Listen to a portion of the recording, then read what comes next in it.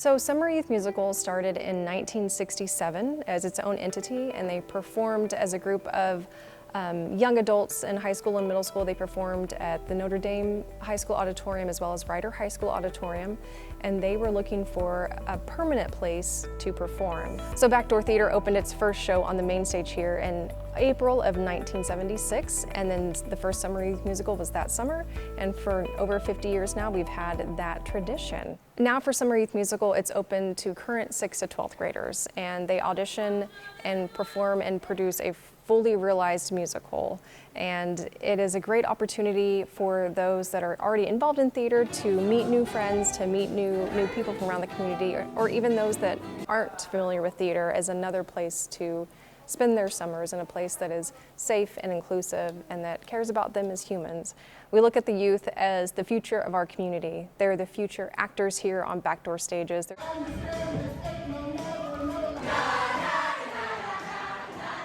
One of my favorite memories from a summer youth that I was in is actually a "this is proof that the show must go on" live theater moment. We were doing Joseph and the Amazing Technicolor Dreamcoat. There's a big song and dance number about being in like a drought for 40 years and how dry it is. It was downpouring outside that night, and there was a leak in the roof. So we were dancing around rain on stage while we were singing about the drought. Backdoor to me is like my second home. It probably is who I am as a person, and it's always gonna be a part of me. I wouldn't be who I am today if it wasn't for Backdoor. Theater and Backdoor is so much a part of me. Having a space for people to be a community together is what drew me in the first place. One of my favorite memories here is, I think, my first SYM, Freaky Friday 2019, crazy. That was like eons ago. We do this annual thing for SYM. We do these like it's called Simmies. It was like 40 kids in like this big room. Well, it was actually the main stage, but we had 40 kids, like 4 directors who were gonna give out like awards to people.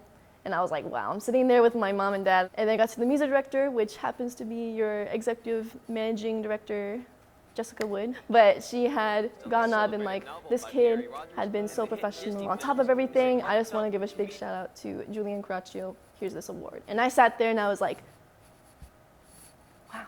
And I cried. Okay, well, I did bawl my eyes out. So I went up there and I was like, wow, this is crazy. And that has been like a big core memory ever since.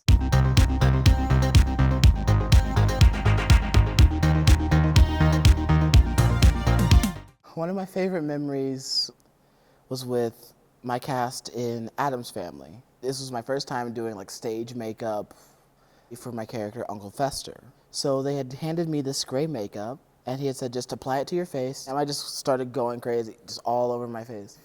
The entire cast goes silent because I have covered my face in this gray paste, and they all bust out laughing. They grab their phones, they take pictures, and they're just laughing and laughing.